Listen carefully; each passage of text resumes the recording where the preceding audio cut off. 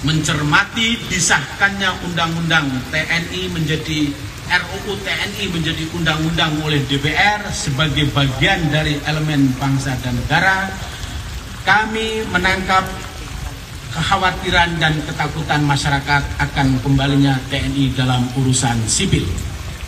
Kekhawatiran dan ketakutan masyarakat cukup beralasan lantaran dari proses penyusunan RUU menjadi undang-undang yang berlangsung sangat cepat, kurang transparan, seolah-olah sembunyi-sembunyi dan mengabaikan aspirasi publik secara luas.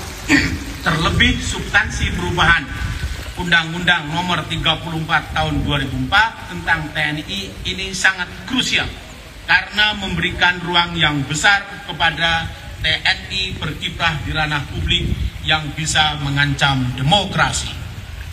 Setidaknya ada 3 hal penting yang menimbulkan kekhawatiran luas masyarakat pecinta demokrasi, yaitu yang pertama, perluasan tambahan tugas militer yang sebelumnya 14 menjadi 16 pos.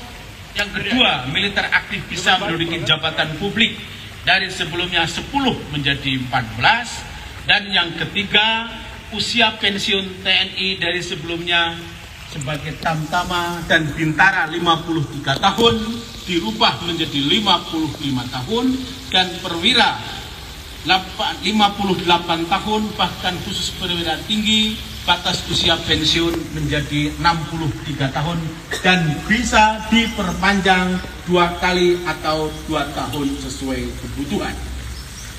RUU TNI yang telah disetujui oleh DPR RI menjadi pintu masuk peran TNI yang lebih besar dan lebih luas. Keadaan ini jelas menggerogoti supremasi sipil dalam iklim demokrasi sehingga sangat meresahkan dan menjadi alarm berbahaya bagi kelangsungan hidup berbangsa dan bernegara, terutama kebebasan sipil, hak asasi manusia, dan demokrasi.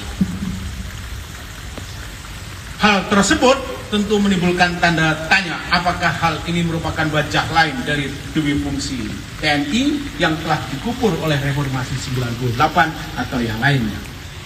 Kemudian kita pantas khawatir bahkan takut akan meluas dan menguatnya peran militer dalam ranah politik kekuasaan karena akan mengaburkan komitmen bersama yang menjadi gentleman agreement bahwa TNI harus kembali ke barak dan menjadi alat pertahanan negara yang kuat, tangguh, dan profesional.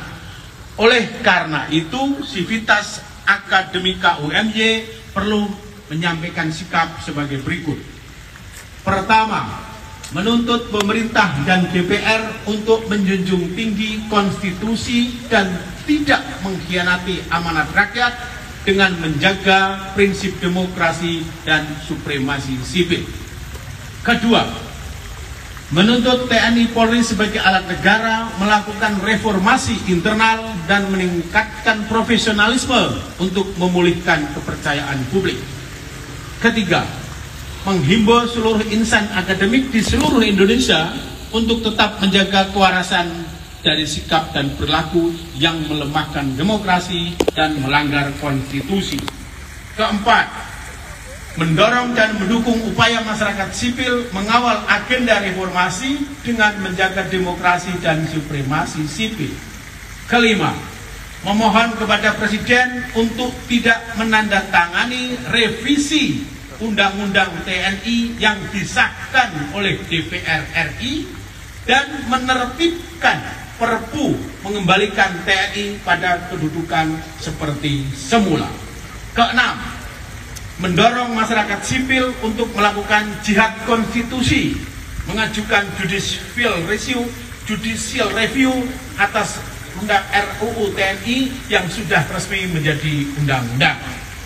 Demikian pernyataan sikap dari kami Sivitas Akademika Universitas Muhammadiyah Yogyakarta sebagai nota keprihatinan demi masa depan bangsa dan negara yang lebih baik.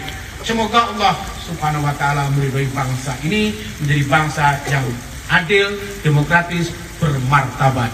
Terima kasih. Assalamualaikum warahmatullahi wabarakatuh.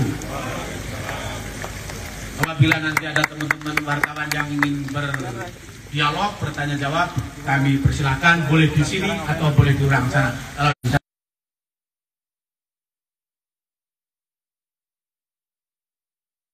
Universitas Pak Bahtiar dan ahli hukum di sini Bu Dr. Nani serta pengamat internasional dan militer Dr. Saidi. Silakan apabila ada wartawan yang mau menyampaikan. Spanduknya ditaruh depan sini biar kelihatan. Ulangi sini. Dan seluruh alam dunia. Sebab Muhammadiyah ada di seluruh negara kecuali yang belum ada.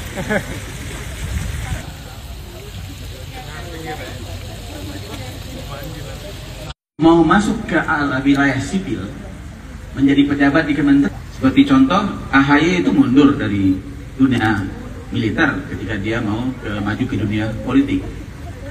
Kalau seandainya tentara